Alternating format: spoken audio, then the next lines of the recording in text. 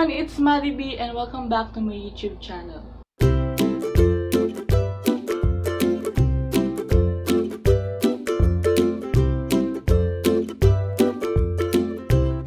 So for today's video is gagawa tayo ng new normal look from head to toe, from hair, sa makeup, and sa damit, tsaka sa sapatos. Sorry guys kung hindi ako nakapag-upload last week kasi may pimple ako. Bawal po mag-makeup kapag may active pimple ka kasi baka mag-worsen yung pimple mo and ayaw naman natin mangyari. Yung pimple mark na lang naman yan, kaya okay na yan. Pwede na mag-makeup.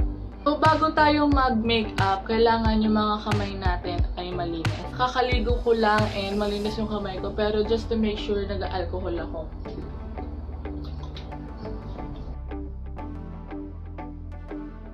So, bago tayo mag-makeup, kailangan muna natin mag-skincare. So, gagamitin ko yung toner ko, and wala na naman tayo bulak, kaya kamay na naman yung gagamitin natin.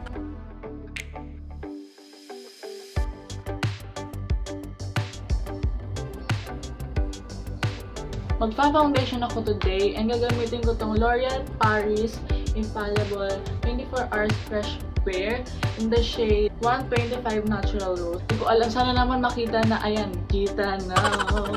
Kasi yung last time na video ko, every time na nagaganon ako, hindi siya nagpo-focus. Unti lang ako mag-foundation kasi sinabi ko nga sa last video ko na ayokong nagpa-foundation. Pero ngayon, kailangan natin. Meron akong kailangang, and bagong laba to guys, kailangan yung mga brushes and yung mga ganito nyo malinis kasi nilalagay mo yun sa mukha mo, mamaya magnipo yung mag-cause ng pimple mo. Sabi parang ganun na ganun ako. Tagal talaga pag nag-beauty blender, kasi wala akong choice. Nilalagyan ko rin yung neck ko kasi para magpantay yung color niya. Next is concealer. Kukonceal ko yung aking under eye, tsaka yung mga pimple marks ko dyan, mga imperfections, mga veins, ayun. Gagamitin ko tong Maybelline New York Fit Me Concealer in the shade 10 Light. Ito.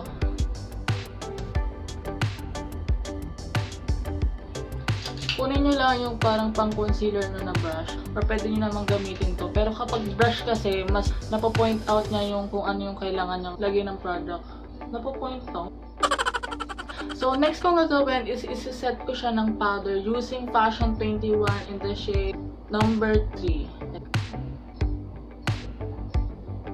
So, hayaan muna natin dyan yung powder and parang tagpi-tagpi lang yung nilagay ko. Pero hayaan nyo na, ikakalat na lang natin yan mamaya. And next kong gagawin is magkikilay na yung part na babonggahan natin. So, sa kilay, ang gagamitin ko ay Girl Boss Brows on Fleek in the shade dark brown. So, tinuruan ko na kayo kung paano magkilay, mag-outline muna kayo dyan, and i-fill na siya ng product pagkatapos niyang outlinean. Para hindi lagpas-lagpas yung pagpuput niyo ng product and hindi magsmukhang, ano ba yan? Sino ba yung tao dito?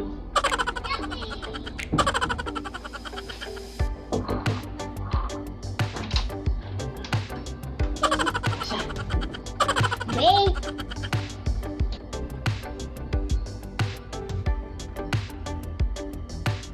Again, huwag kayong magpuput ng masyadong product dito sa gitna kasi parang magbumukhang makapal yung kilay nyo. Siset natin siya ng Nichido Eyebrow Gel para mag-set lang yung eyebrows natin.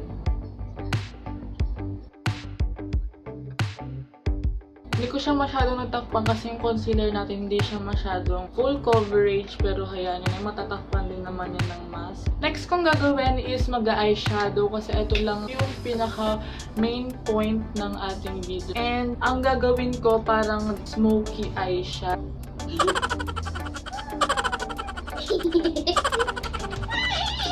So, yung gagamitin kong kulay sa aking mata is itong EB Advanced Contour Shade and Light Palette. Gagamitin ko itong nasa gitna, itong shade na to.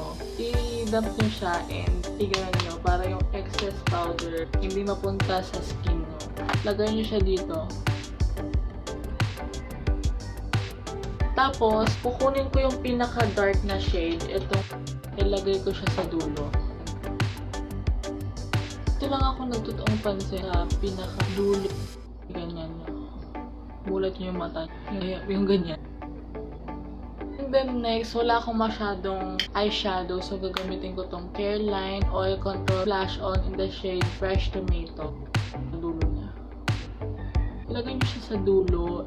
Dito, pag ganun. And then next is, i-blend nyo lang siya ng another brush na malinis para ma-blend yung mga nilagay nyong product sa eyes nyo.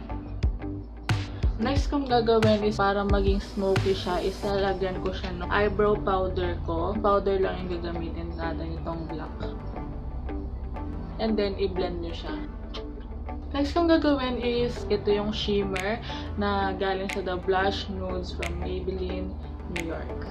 Ang gagamitin ko itong color brown. Ilagay ko siya sa gitna. So, next kong ilalagay is eyeliner. And ito yung gagamitin ko. Natanggal na yung label niya. Sana all may label. Aww! Kung hindi pa kayo marunong magtungkil, tuturuan ko kayo. Kumuha na kayo ng pang eyeliner nyo. Kahit anong eyeliner. Unahin nyo muna yung pinaka buntot niya bago mo lagyan ng product dito sa gitna.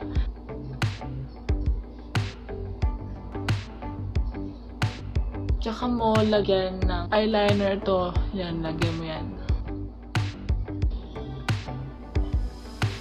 Diba problema natin kapag nag-eyeliner, parang may mga bundok-bundok. Isang ganun lang kasi para hindi mapatong-patong yung product and hindi mag-cause ng paglubak-lubak sa pag-eyeliner. And lalagyan ko ng highlighter dito. From AB Advanced Glow Out Highlighter in the shade Strobe. Ano, diba? Biglang na ganun. And then next, yung lashes. Gugupitin ko lang siya para maging sakto lang. So, ang gagamitin ko is Nichido Cosmetic, yung blue niya. Ito, paubos ko talaga siya. Sinisimot-simot ko na lang siya para tawid natin tong makeup look na to. Hindi na siya na-decade. Tingnan niya talaga, wala na talaga siya. Paano na to? Ay, salamat. Nairaos ko siya. Pero sana huwag kang matanggal. Oh my God. So, tapos na tayo sa eyes. And lalagyan ko na itong Careline Skinny Mascara. So, ang next is contour. Pero ito lang yung contour natin. Yung gagamitin ko is yung LA Girl. And ito yung shade na gagamitin ko. So, tapos na tayo sa face. And dito naman tayo sa hair. And ang gagawin ko is braid. Dalawang braid. Kayo dito muna. And hatiin nyo sa tatlo.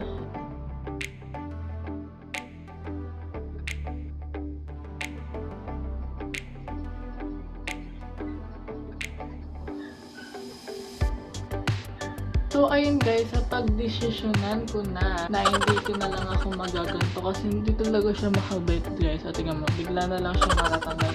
Kung gusto niyo magganto na lang kayo. Pero mas bet ko kasi pag may tanggalin na lang natin. So, ang gagawin ko na lang, i-curl ko yung lashes ko. And i-mascara ko na lang. So, tapos na ako sa face and sa hair. And next natin is damit and sapatos. So, I'll be right back. Ito na guys, ang damit ko. Ito yung alter top siya. Backless siya guys. And naka-shorts lang ako. Shoes ko is from Converse. Yung nabahala sa damit ko, anong gusto nyo, i-style nyo sa katawan nyo. Pero ito yung sa akin dahil mainit sa Pinas. And kumuha na kayo ng pinaka-favorite nyo mask.